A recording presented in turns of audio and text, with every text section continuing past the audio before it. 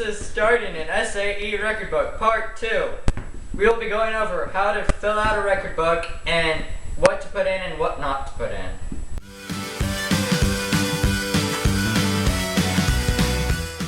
So last video we talked about what an SAE project is, why you should get one, and how to pick a good one.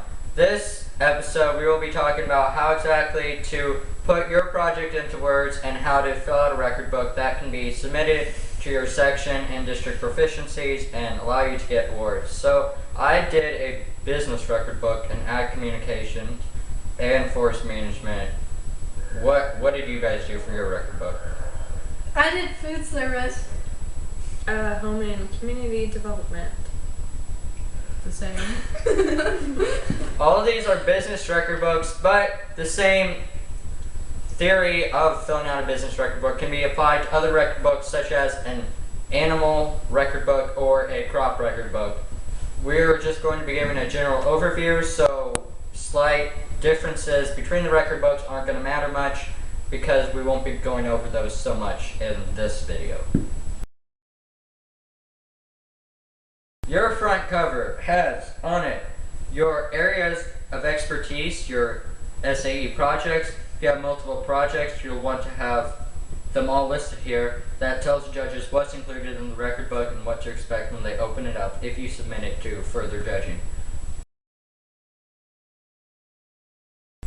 The biggest part of your record book, well, at least the part that tells most about your project, is your activity page. And this has all your hours down on all the activities you did on those hours. An example of activities I wrote down in my SAE project as chapter reporter and ag communications is something as simple as organizing pictures from state convention, which took me only about 15 minutes, to as involved as creating a new chapter website, which took 6.5 hours of one day of work. So you're going to write down what you did each day, give a brief overview of what you did, write down what exactly it is that you performed on that day and what you got accomplished. And at the end of each month, you want to make sure to write a total down that calculates all your hours up.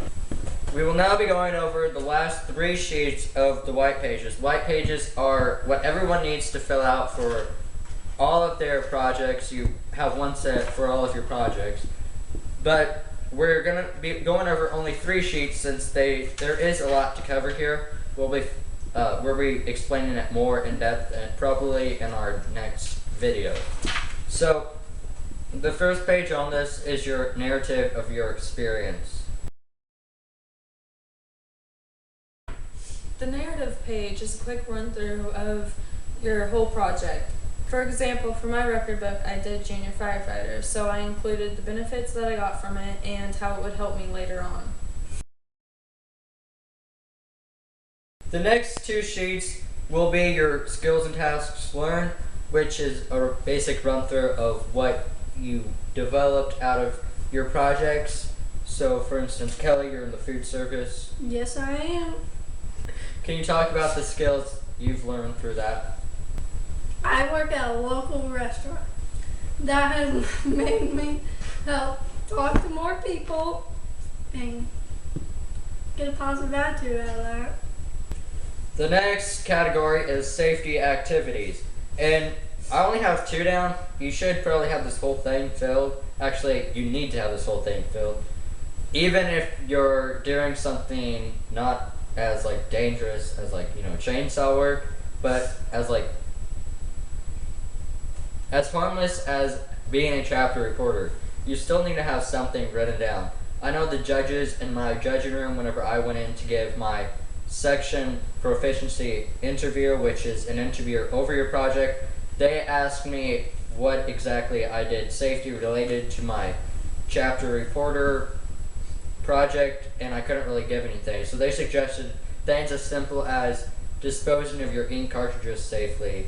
And I know one of the people I competed against said that she put down things like ejecting her flash drive safely. But for something like junior firefighters, what are the things are probably more straightforward, aren't they? Yeah, more like how to operate tools safely, putting things away in the right place, and So it's all just a matter of finding out what you can write down and writing it down. 'Cause If you're doing a record book on crops or animals, you can use the show record page. Write down your class and event and the placing that you got. These next two pages are about your FFA involvement. If you are an officer of the FFA, or if you have gone on a lot of FFA events, you write them down here. So you write down your dates and accomplishments of all your FFA activities. If you held an office, if you've gotten a degree, you write down, if for instance you were Star Green Hand, you would write that down. You write down how you did in section city events, and if you all the activities you participate in while in FFA. And then the last page is for events outside of FFA.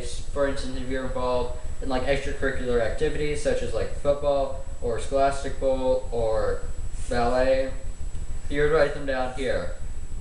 And this page just shows that you are well-rounded and involved in things, not just in FFA, and that you are an outgoing person.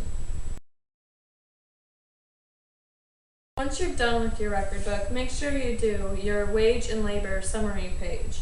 Filling out this page is straightforward because it tells you exactly what to write from the given pages.